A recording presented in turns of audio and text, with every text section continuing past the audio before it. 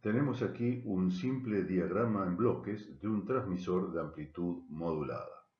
Por un lado, vemos la entrada de señal en banda base, en este caso vibraciones mecánicas que se van a transformar mediante un micrófono en una señal eléctrica de muy baja potencia, del orden de los miliwatts, que va a ser amplificada con un amplificador de audio. Por otro lado, tenemos un oscilador que va a fabricar en nuestro transmisor la frecuencia de portadora. Sabemos que el oscilador tendrá una señal de salida también de baja potencia, del orden de los miliwatts, por lo cual también deberá ser amplificada. Ambas señales, la señal del oscilador amplificada y la señal de audio de banda base amplificada, entrarán a una etapa moduladora donde se producirá la mezcla de las dos señales. Sabemos que la mezcla de la señal en banda base y la señal del oscilador local producirán una señal modulada formada por tres señales.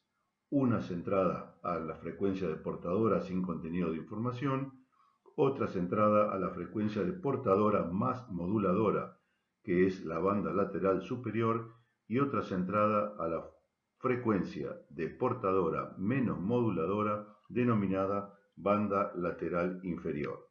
Esas señales podrán ser amplificadas, aquí en el gráfico no está indicado el amplificador de salida, y llegarán hasta la antena o el radiador que enviará ese campo electromagnético hasta el receptor. ¿Qué características debe tener nuestro transmisor? La primera es el ancho de banda. Sabemos que la señal contiene información. Aquí tenemos un diagrama en función de frecuencia y amplitud o potencia de señal. De manera tal que si esta que está en rojo es la forma de onda de todo el diagrama de frecuencias de la señal, donde aquí tendremos la frecuencia central, supongamos que esta es una de las bandas laterales, por lo tanto acá tendremos frecuencia de portadora más moduladora o frecuencia de portadora menos moduladora, y todo esto será el ancho de banda. De cualquier manera, se definen distintos anchos de banda. Uno es el ancho de banda necesario, es el ancho de banda que vamos a necesitar para transmitir nuestra información con toda la calidad y velocidad que requiera el servicio al cual se está aplicando.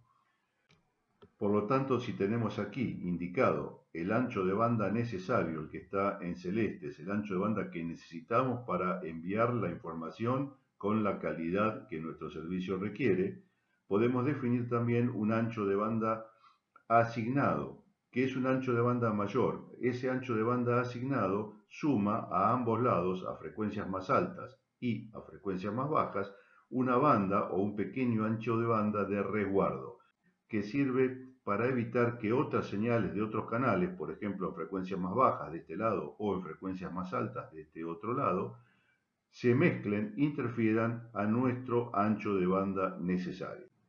Es decir, tendremos un ancho de banda asignado que va a ser mayor al ancho de banda necesario.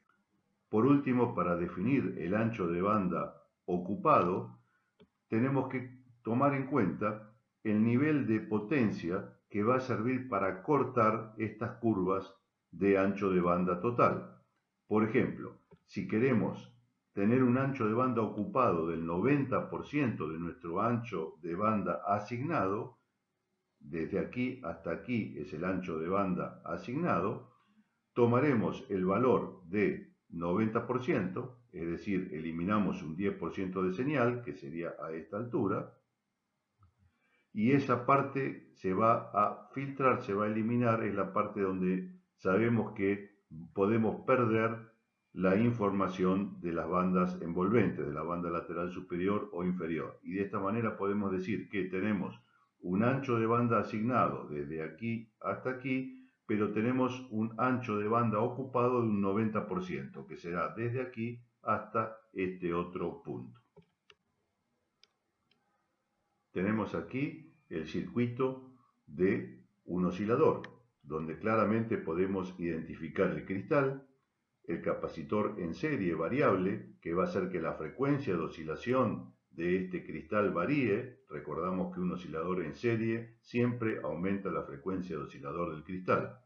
Vemos también un transistor que forma parte del circuito de realimentación positiva para cumplir con los criterios de Barkhausen de los osciladores, que repone la señal que se pierde por las propias pérdidas, las propias resistencias internas del circuito oscilador, mediante la realimentación positiva. Vemos resistencias de polarización, esta resistencia de 47.000 ohms, 220 ohms, 270 ohms, 15.000 ohms. Todas estas resistencias polarizan al transistor para que funcione como circuito amplificador que realimenta las pérdidas del cristal. Vemos también bobinas. Estas bobinas son filtros para la radiofrecuencia, es decir, ofrecen reactancia inductiva muy alta a la frecuencia de oscilación del cristal y reactancia inductiva muy baja para otras frecuencias. De hecho, aquí nos interesa que para la continua, que es la corriente que va a circular para polarizar, las bobinas obviamente tienen reactancia cero, es decir, se comportan como un cable. Por último, vemos aquí la salida de nuestro circuito oscilador, que es una salida variable entre 4 MHz y 20 MHz. Esta variación entre 4 y 20 MHz se logra mediante este capacitor variable que cambia la frecuencia de oscilación del cristal. Este oscilador, por lo tanto, puede fabricar una señal portadora entre 4 y 20 MHz, lo que aquí lo indica como señal fundamental. Esa es la portadora. En cuanto a la estabilidad, que es lo que nos interesaba de este circuito oscilador, tiene relación con lo que se denomina estabilidad de corto o de largo plazo. La de corto plazo se debe a las variaciones en la frecuencia de oscilación que va a tener todo este circuito por modificaciones instantáneas, es decir, cambios en la tensión de alimentación, pequeñas variaciones en el tiempo, características de ruido que pueda entrar en el circuito y modificar la frecuencia de oscilación, es decir, son pequeñas variaciones en la frecuencia de salida que tienen además muy corta duración. En cambio, las de largo plazo están referidas fundamentalmente al envejecimiento del cristal, tema que vimos en clases anteriores y que hará que todo el circuito a lo largo del tiempo empiece a modificar la frecuencia de oscilación, se vaya corriendo de los valores de diseño. Otra de las cualidades de un transmisor es la agilidad de frecuencia. Esto está relacionado fundamentalmente con equipos de multibanda, es decir, equipos que pueden fabricar más de una portadora o portadoras de frecuencias diferentes. En este ejemplo tenemos una frecuencia obviamente no de portadora porque son frecuencias muy bajas. Tenemos dibujada una frecuencia de un ciclo, la que está aquí arriba, y una frecuencia de 10 ciclos, 10 veces mayor, la que está aquí abajo. Si un equipo tiene que pasar de una frecuencia de un ciclo a una frecuencia de 2 ciclos, obviamente el cambio de oscilación no es instantáneo. Eso tiene relación entonces con lo que se llama la agilidad o la velocidad de cambio, la capacidad de oscilar a frecuencias distintas y los delta t, los tiempos, los retardos que lleva a nuestro oscilador local a alcanzar la nueva frecuencia. La pureza espectral de la señal de salida, hemos hablado bastante sobre pureza espectral, que aparece nuevamente el concepto de Fourier, de la señal fundamental y de sus armónicas. Obviamente estamos mezclando frecuencias en un modulador, estamos mezclando portadora con moduladora, se están generando 3 señales, una frecuencia de portadora, 2 bandas laterales, todo eso genera la aparición de señales armónicas, es decir, señales de frecuencias doble, triple, cuádruple, mitad, tercera parte, cuarta parte y así hasta el más menos infinito, cada vez de menor amplitud. Aquí vemos en este diagrama de un osciloscopio una señal de una frecuencia determinada, que es esta senoidal que está aquí. Como no tenemos la escala de tiempos acá, no puedo saber qué frecuencia es, pero vemos que no es una senoidal pura, sino que tiene un montón de pequeñas señales senoidales sumadas, mezcladas aquí, a veces cambian como en esta zona que se ven más altas, esto es ruido, lo mismo que aquí, ruido sumado, es decir, tenemos no solo cambios en el espectro de señal por armónica, sino por lo que se denomina también señales espurias, es decir, señales de ruido no deseadas. Referente a la potencia, podemos hablar de tres tipos básicos, aunque hay algunos más que veremos a lo largo del curso. Uno es la potencia deportadora, la potencia eficaz, lo que uno puede medir en cualquier etapa del transmisor, desde el oscilador local hasta la salida por la antena.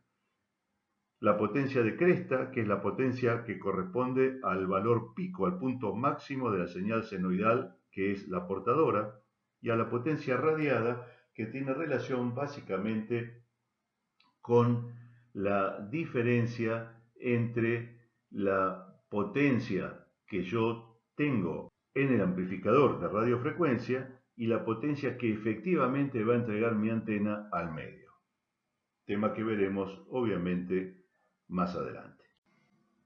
El rendimiento del transmisor, que es otra de las cualidades importantes del equipo, tiene relación con la potencia total que estoy entregando a mi equipo a través de una fuente de alimentación o a través de una batería y la potencia efectiva radiada por la antena. Obviamente esta sabemos que va a ser menor porque hay pérdidas a lo largo de todo el circuito. La relación entre ambas potencias es lo que nos va a interesar como característica básica de un transmisor.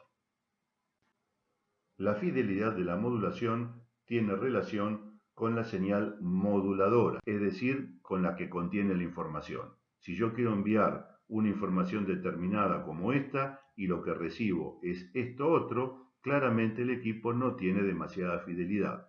Es decir, estoy intentando que la señal de información que estoy mandando en las bandas laterales sea lo más parecida posible a la señal moduladora.